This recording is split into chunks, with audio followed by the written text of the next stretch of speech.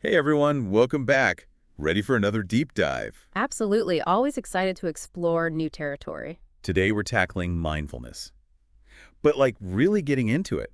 How'd this whole idea go from ancient traditions to being in every therapist's toolkit? Yeah, it's pretty wild how mainstream it's become. You see it everywhere now. Apps, courses, even corporate wellness programs. For sure. So for anyone who's maybe heard the word but not totally sure what it means, how would you explain mindfulness? Well, one way to think about it is deliberate living, like living with full awareness. Deliberate living. I like that. It's about not just going through the motions, really being present in each moment. Okay, but isn't that kind of hard? Our minds are always racing. Oh, absolutely. And that's where the non-judgmental part comes in. It's not about stopping your thoughts. It's more about observing them without getting swept away. So instead of freaking out about that to-do list, you just notice, okay, there's that thought about the to-do list and kind of let it float on by. Exactly. No judgment, just observation.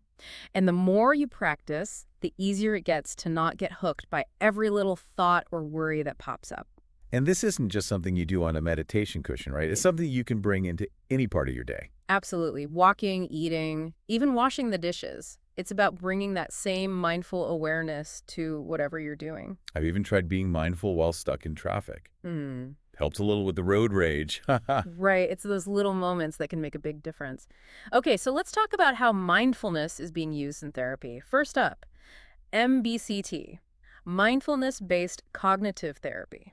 So it's kind of like a mashup of mindfulness and CBT, right? Mm, Like cognitive behavioral therapy. yeah, exactly. They realized that these two approaches could be super powerful together. CBT is all about changing those negative thought patterns, right? And MBCT adds in the mindfulness piece. Right. So instead of trying to fight or suppress those thoughts, you learn to observe them with curiosity and without judgment. So let's say you're dealing with depression and you have that thought, I'm a failure.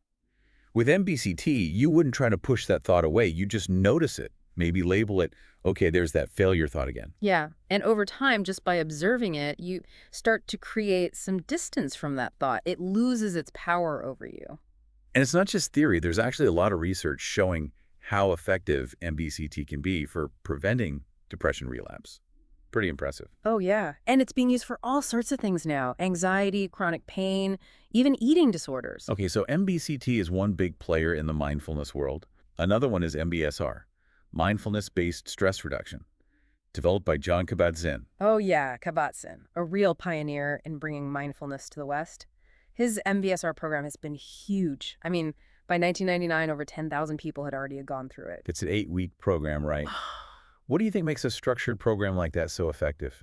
Well, I think having that structure, especially when you're first starting out with mindfulness, is really helpful. It's like having a roadmap, and it helps build consistency, which is key for developing any new skill. Makes sense. It's like having a teacher to guide you along the way. Exactly. All right, ready to dive into another therapy?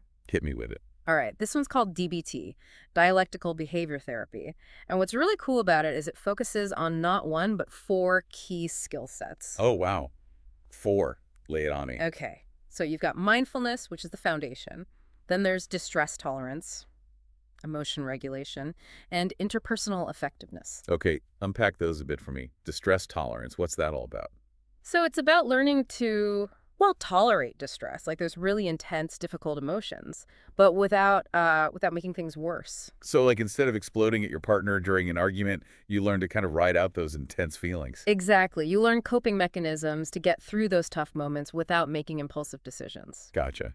And what about emotion regulation? So that's about learning to identify, understand, and manage your emotions in a healthy way. It's like, instead of letting your emotions control you, you learn to be in the driver's seat. And then the last one, interpersonal effectiveness. What is that? This one's all about communication, being able to express your needs and set boundaries in a way that respects both yourself and the other person. So basically, it's about navigating relationships in a skillful way. Exactly. And all four of these skills, they work together to create a more balanced and resilient life. I love how DBT is so comprehensive. It's not just about mindfulness. It's about equipping you with a whole toolkit for dealing with life's challenges. Right. It gives you a solid foundation for navigating whatever comes your way. We've talked about a lot of different approaches to mindfulness, but there's one quote that always sticks with me. It's by John Kabat-Zinn. He says, the best way to capture moments is to pay attention. This is how we cultivate mindfulness. Mindfulness means being awake. It means knowing what you were doing. It's such a powerful quote, and it really highlights the essence of mindfulness, right? It's about being present, being aware, being awake to your life as it's happening. I think that's a perfect place to wrap up our deep dive into mindfulness. We've gone from the basics to some pretty in-depth therapy techniques, and it's clear there's a lot to explore here. Absolutely. And as you continue on your mindfulness journey, here's something to consider. How can you bring moments of mindful awareness into your everyday life? Because even the smallest steps can make a big difference. Great food for thought. Thanks for joining us for another deep dive. Until next time, keep exploring, keep learning, and keep practicing that mindfulness. See you next time.